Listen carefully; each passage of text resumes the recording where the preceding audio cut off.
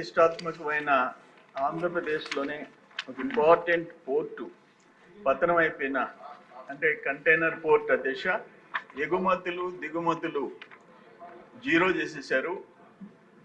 ఇప్పుడు గౌరవ మంత్రి గారు చెప్పిన దాంట్లో అంతకుముందు 25% మారిటైమ్ బోర్డుకి షేర్ ఉండింది.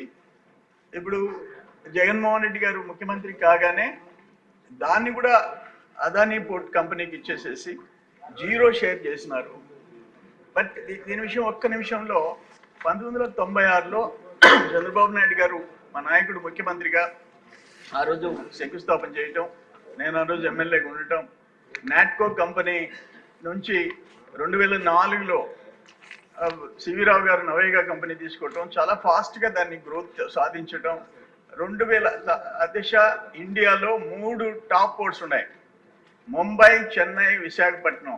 దాంతో పోటీ పడే విధంగా 2019కి 6 లక్షల కంటైనర్ల దిశ అంటే ఎగుమతులు దిగుమతులు. ఎగుమతుల దిశ గుంటూరు, ప్రకాశం, నెల్లూరు, రాయలసీమ, బియ్యం, చేపలు, రొయ్యలు, అదేవిధంగా మిర్చి, టొబాకో, వీటన్నిటినీ ఎగుమతుల దిశ. దిగుమతులు అనేక ఎస్సీజెడ్లకి, రాయలసీమకి, నెల్లూరుకి దిశ. ఆ కంటైనర్ పోర్ట్ని ఈరోజు మూసేయటం అంటే చాలా దురదృష్టకరమైన పరిస్థితుల దిశ. నా సబ్మిషన్ నా బాధ ఏంటంటే దాని మీద 2019కి అంతా 10,000 మంది ఉద్యోగాలు ఉపాధి వచ్చింది దిశ. 2,000 మంది లోపల పర్మనెంట్ జాబ్స్ దిశ. 12,000 మంది పొట్ట ఈరోజు కొట్టేసేసినారు. నేను ఈ సంవత్సరం జనవరి 31 కంటైనర్ పోర్టు మూతపడిపోతుంది అని చెప్పేసి జనవరి 20వ తేదీ నేను ప్రెస్ కాన్ఫరెన్స్ పెట్టి చెప్పాను దిశ. 31 మూతపడిపోయింది.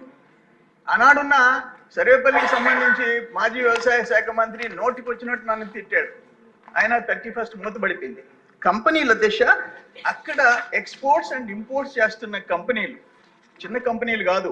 మియాసెక్ company, MSC, CMA, CGM, ever green, YML, HMM. రాష్ట్రంలో సంవత్సరానికి రాష్ట్రానికి ఆదాయం 1000 కోట్లకు పోయింది దిశ. ప్రత్యక్ష పన్నులు కానీ ఆ turn over of the goods మెల్లి టర్న్ ఓవర్లో వచ్చిన దానికి కానీ 1000 కోట్లు ఆదాయం పోయింది. 10,000 మంది పొట్టగొట్టేసేసారు. 2,000 మందిని పర్మనెంట్ ఎంప్లాయీస్ని అదానీ గారు బయటికి ట్రాన్స్ఫర్ చేసుకున్నారు.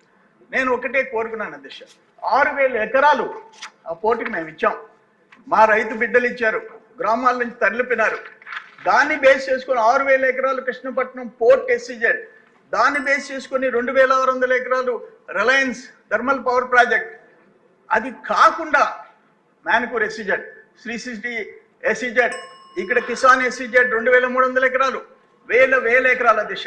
మళ్ళీ ఈ పోర్ట్ కోసం 6 లేన్ రోడ్, ఈ పోర్ట్ కోసం అనంతపురం వరకు రైల్వే లైన్, 8,000 ఎకరాల దిశ.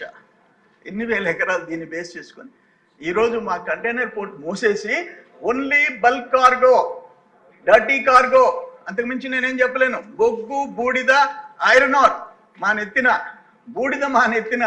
గ్రామాలు బతకలేని పరిస్థితి, శ్వాసకోశ ఇబ్బందులు ఎన్ని.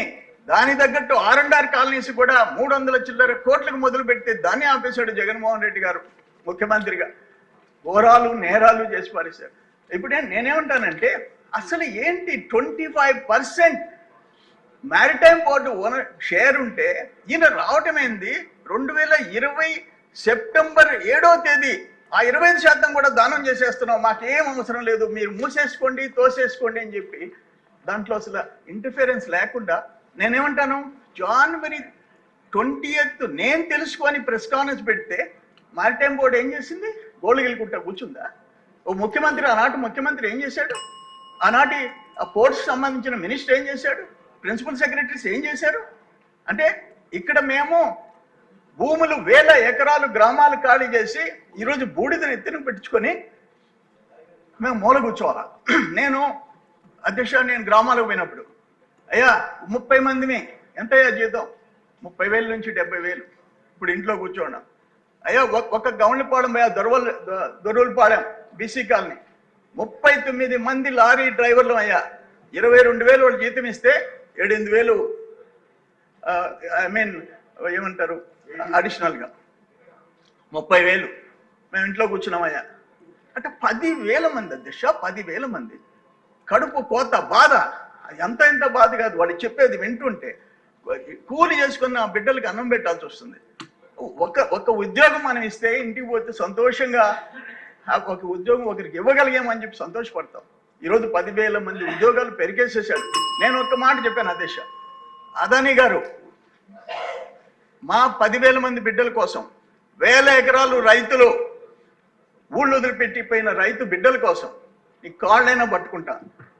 మీరు కన్నా మీకు వరల్డ్ రిచెస్ట్ కంపెనీ అధ్యక్ష, 10వ 11వ 12 ప్రపంచంలో 10వ 11వ రిచెస్ట్ కంపెనీ. నీకెంత? మా పోర్ట్ ఎంత? మీరు అక్కడ కాటుపల్లి పోర్ట్ కొన్నారు, అక్కడనే ఎన్నూరు పోర్ట్ కొన్నారు, అక్కడ జనం తిరగబడ్డారు. బూడిద బొగ్గు వస్తే ఒప్పుకోమన్నారు, అందుకని తీసుకొచ్చి బూడిద బొగ్గు మాకిచ్చి ఎగుమతులు దిగుమతులు తీసుకుపోతాం. అధ్యక్ష ఒక్క నిమిషం అధ్యక్ష, సచ్ ఎన్ ఇంపార్టెంట్ అధ్యక్ష, దయచేసి 2 minutes. ఇష్యూ మంచిదేనండి, ఇంపార్టెంటే, కానీ హౌస్ కూడా నడాలి కదా. నేను కాదంటంలా నేనేమంటున్నానంటే మంత్రి గారిని, ముఖ్యమంత్రి గారిని నేను రిక్వెస్ట్ చేసుకుంటా, మీరు ఒక స్పెషల్ టీమ్ అండి, ప్రిన్సిపల్ సెక్రటరీస్ని ఎవరెవరిని వేస్తారో. అక్కడ చెట్లు లేకుండా పోయినాయి, ఫారెస్ట్ వైలేషన్స్ ఉన్నాయి, ఎన్విరాన్మెంటల్ క్లియరెన్స్ ఇచ్చింది, ఎన్ని బెర్తలకు ఇచ్చారు అది పోయింది. అందుకని ఒక స్పెషల్ ఆఫీసర్స్ టీమ్ అయింది. మాకు చెప్పిన మేము త్యాగాలు చేసాం అక్కడ. అంటే మేమంటే మా రైతులు మా బిడ్డలు త్యాగాలు చేశారు, వాళ్ళ హక్కులు కాపాడమని చెప్పి అడుగుతుండా. మంత్రి గారు ఏం చెప్తారో వెయిట్ చేస్తున్నాను నేను. ఓకే.